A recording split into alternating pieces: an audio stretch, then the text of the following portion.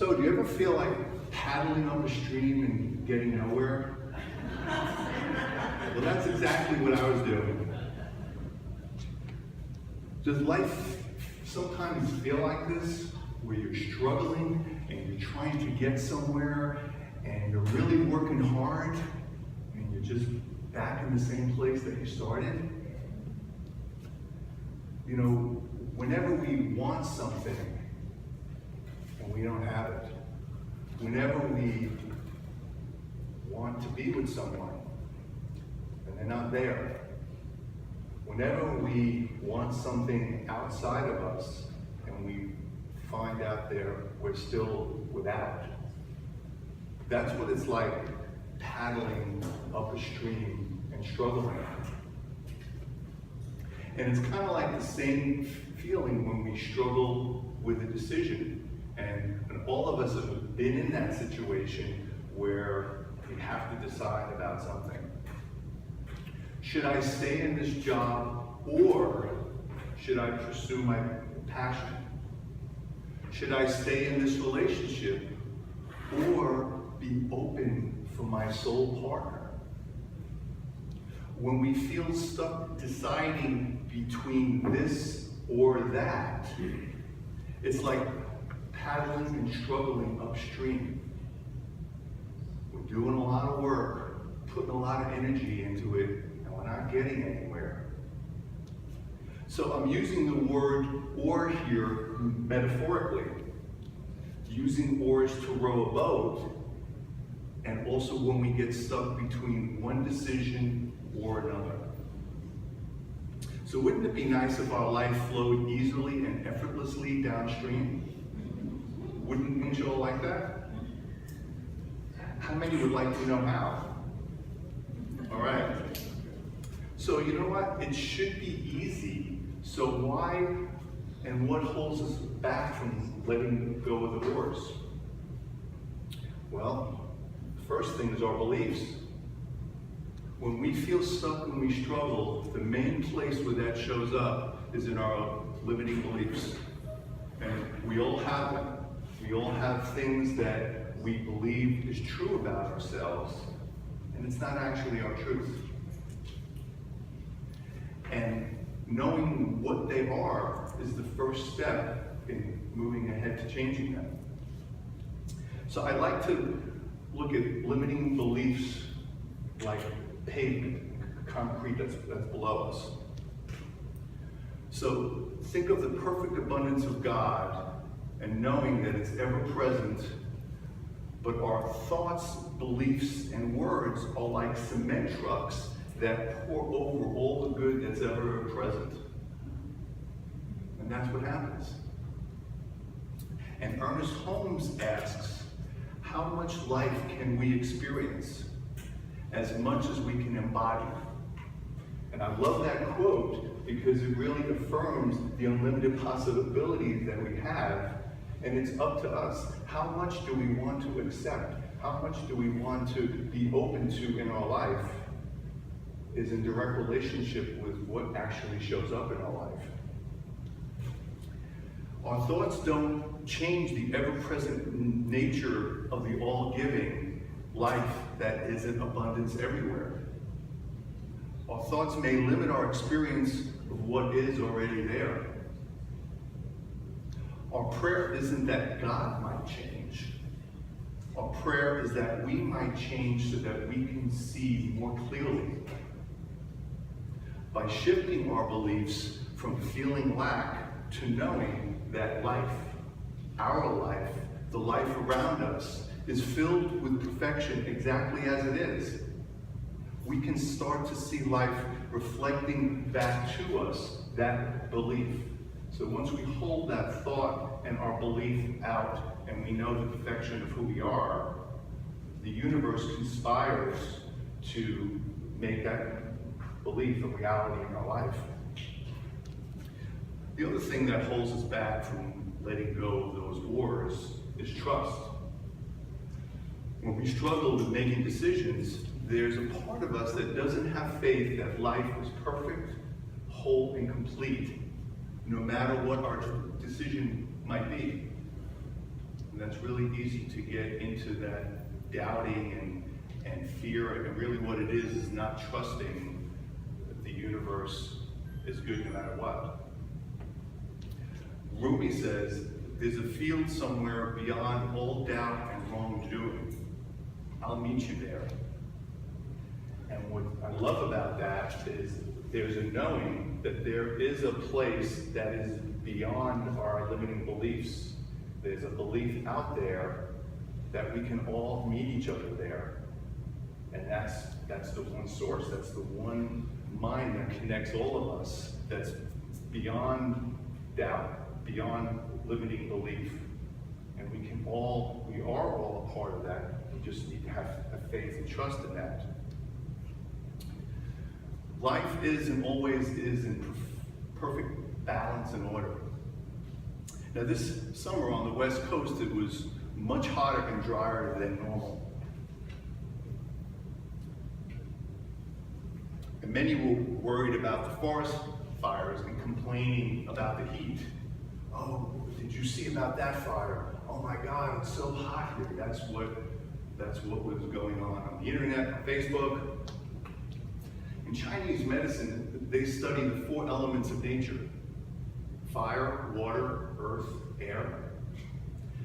The Aboriginal people have sweat lodges and use the 4 elements to bring about a healing. The force of life will always keep these elements in harmony. Fire is a good and necessary part of life. Many plants and trees are born from the heat and ashes of fire. I didn't know this, but the Douglas fir seed is released only under extreme heat. So there are so many benefits and places for heat and fire that go beyond our experience. When we trust and know nature is running its course in balance, then we can let go of the wars, we can let go of what's holding us back. When we can just trust the ever-unfolding perfection of our life, there is nothing to struggle about. We know we're being guided to our highest good and the highest good for all. We can trust there is a place beyond the beliefs that don't serve us, a place within all of us that's waiting for us. Something else that gets in the way of letting go of our limiting beliefs is fear. When we grapple and struggle with trust and limiting beliefs, fear is not far behind trying to catch up with that.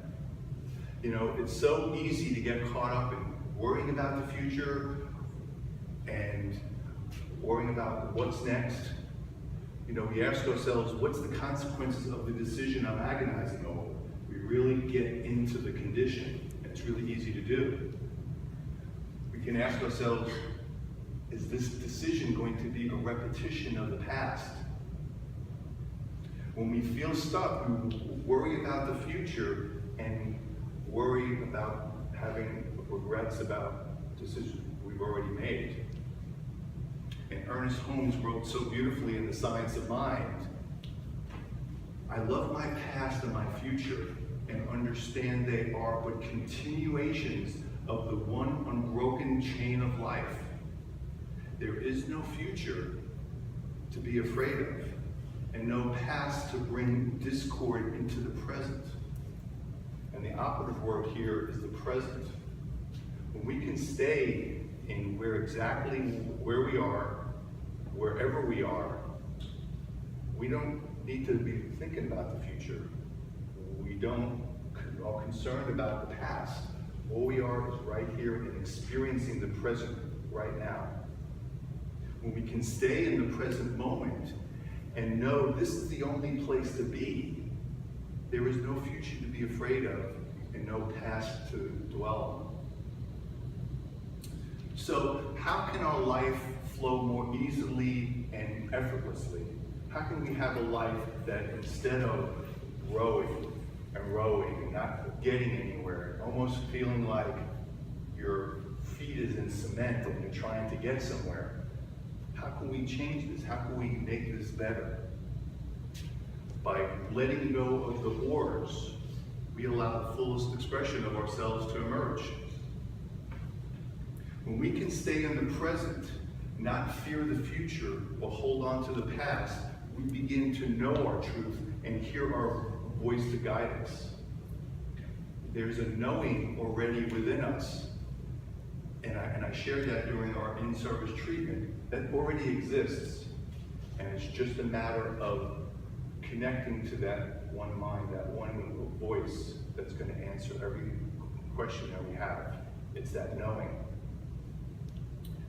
Having faith, when we listen to our inner voice, that place that knows everything that we need to know, we can have faith that our life is perfect exactly as it is.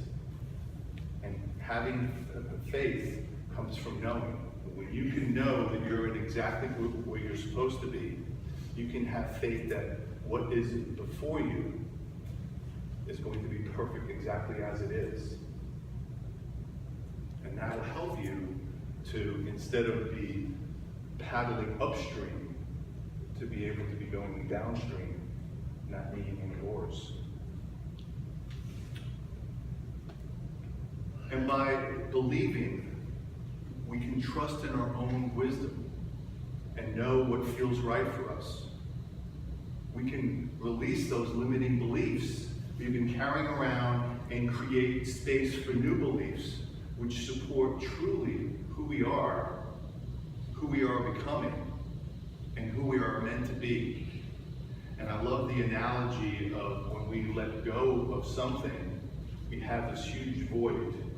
And what the universe does is it rushes to fill that void.